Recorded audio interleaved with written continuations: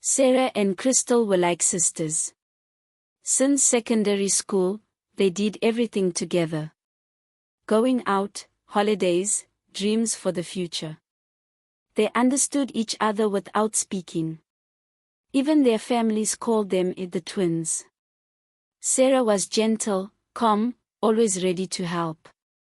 Crystal, she was sharper, more direct, and very smart too. But between them, there was never jealousy. At least, that's what Sarah believed. One day, in their final year, Sarah met William. Tall, smiling, respectful, the kind of man you don't see every day. Very quickly, they fell in love. Crystal supported them, laughed with them, even joked about their future wedding. But what Sarah didn't know was that something had changed in Crystal's eyes. Years passed. Sarah started working in a fashion shop. Crystal went abroad to study. But they kept in touch every day. Calls, messages, I love you, I miss you, just like before. When Crystal came back after 3 years, Sarah welcomed her like a queen. She introduced her to William, now her fiancé. They were planning to marry the following year. That night, during a warm dinner, Crystal looked at William a little too long. But Sarah didn't notice. She was laughing, happy. Not knowing everything was about to change. Sarah was over the moon. William, her fiancé, treated her like a queen. Every morning, sweet messages. Every night, loving calls. He spoke of their house, their children, their future. Everyone said Sarah found a good man. Even Crystal, who had been back for a few weeks, often said, "You're lucky, my dear. William is a rare man." But sometimes, her compliments were strange. "Are you sure he doesn't have a brother, for me?" she would say, laughing. Sarah laughed with her, not worried. She didn't notice that Crystal was looking at William, like he was tempting.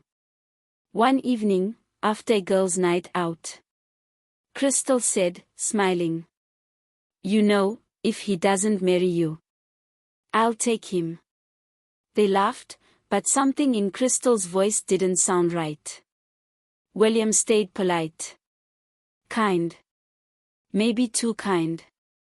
When Crystal spoke, he listened a lot. When she laughed, he looked at her for long. Sarah didn't want to see.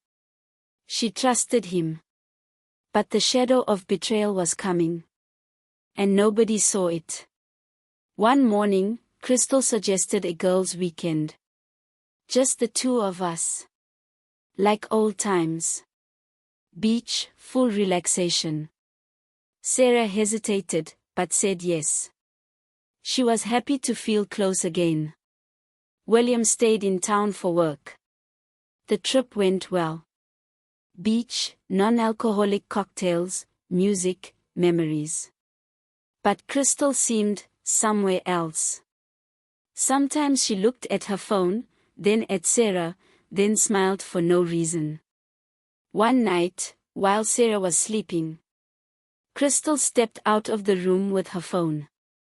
She stayed out for a long time. In the morning, Sarah saw that her own phone had been moved. She didn't say anything, but a small doubt entered her heart. Just a chill, a warning. But she told herself, "It's Crystal.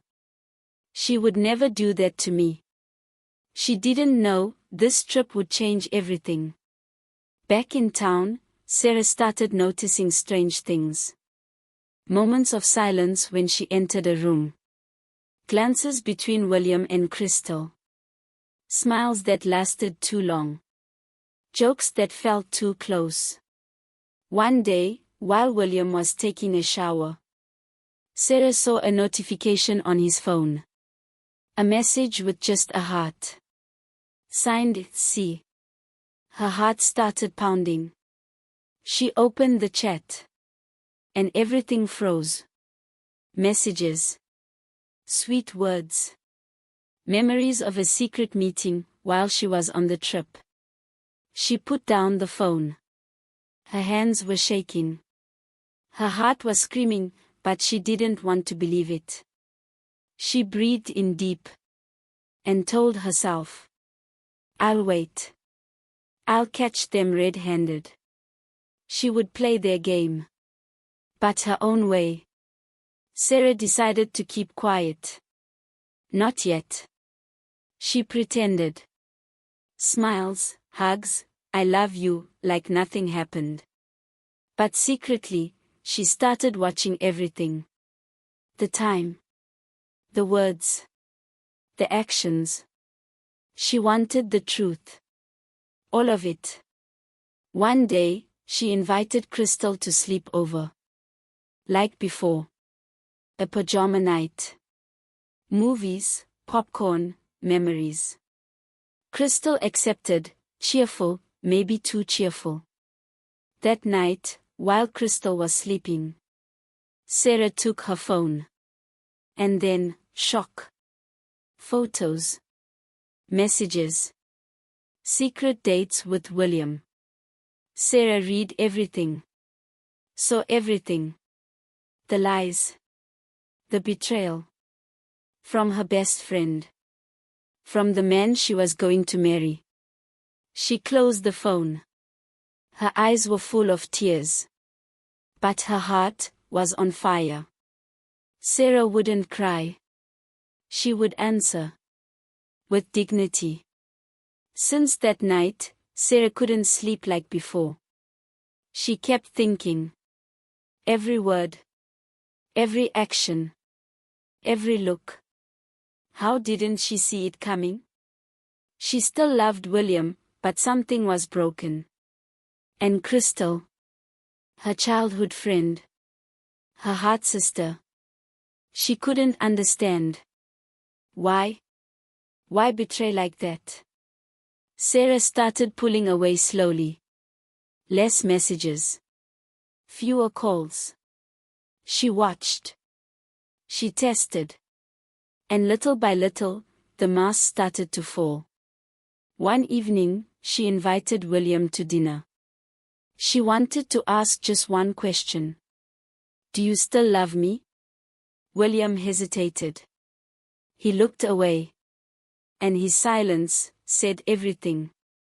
A few days later, Crystal came to see Sarah. Without telling her. With a smile. Just came to say hi. Sarah let her in, calmly. They spoke like before, over a glass of juice. But Sarah looked at Crystal like she didn't know her anymore.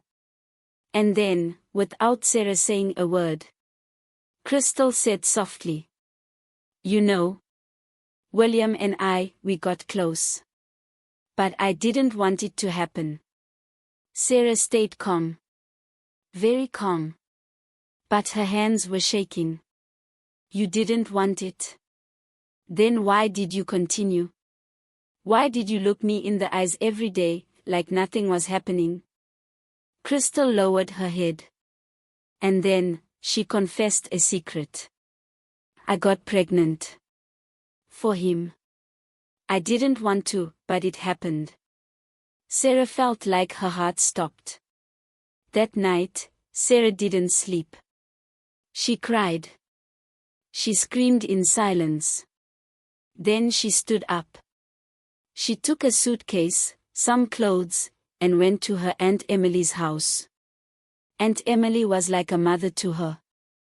When she saw Sarah arrive with tears, she held her in her arms. "Talk to me, my daughter. What did he do to you?" Sarah told her everything. The betrayal. The baby. The lies.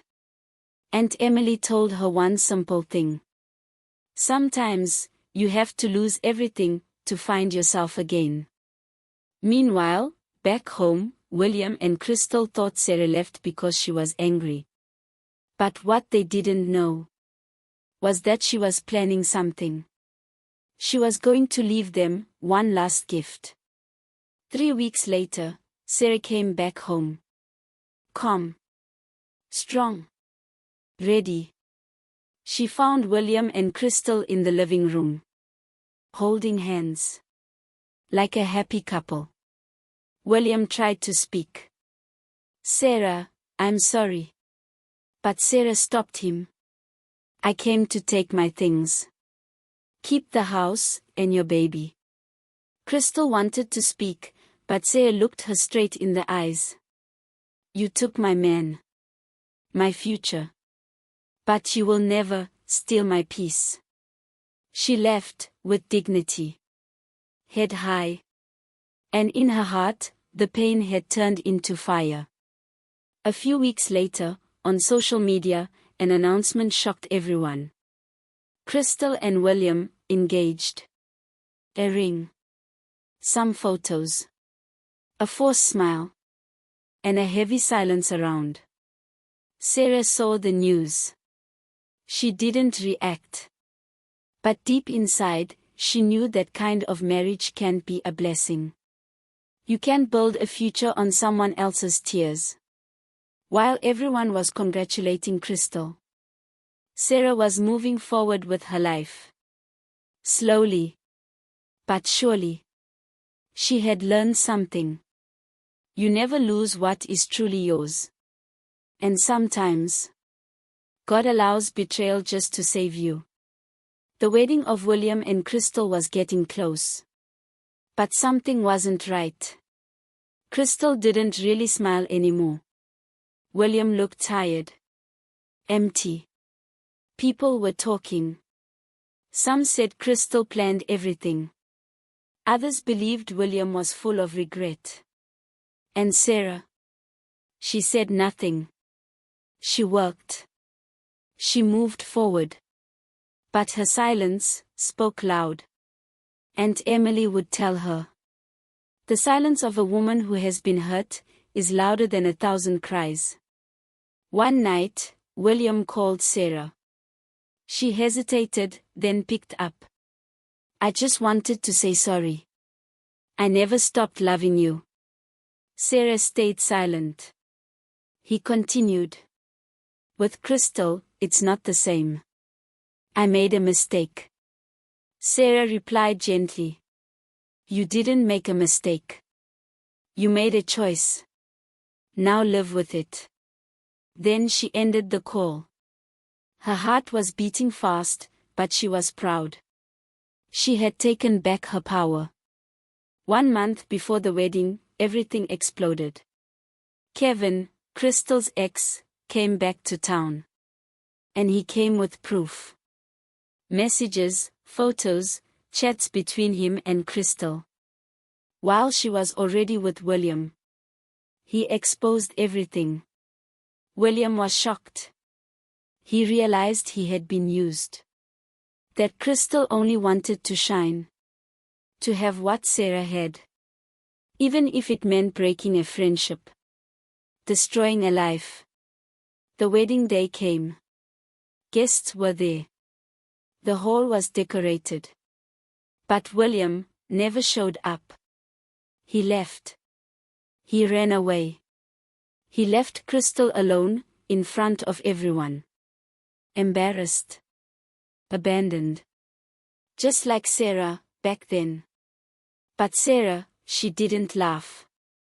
She didn't talk. She just prayed. And she said, life always gives back what you plant. Months passed. Sarah found her peace. She even met someone else. A kind man. Honest. Patient. One day, she saw Crystal on the street. Tired. No makeup. Alone. Sarah looked at her. Crystal looked down. Sarah walked closer. And instead of insulting her, she simply said, I forgive you. Then she walked away. Because the most powerful victory is not to hurt back, but to heal. And to shine, even after the pain. Thank you for watching this story till the end. Moral of the story. Never betray a true friend. Because a broken heart always rises again, stronger. And you? Have you ever been betrayed? By a friend? A brother? A fiancé? Someone you loved deeply? Would you forgive? Or would you get revenge? Tell me in the comments. Are you like Sarah, calm, strong, dignified? Or would you react in a different way? Drop your thoughts, your feelings, your story. We read every message here, and you're not alone. Subscribe if you want more real stories, full of emotion and life lessons. And most of all, don't forget, life always gives back what you plant.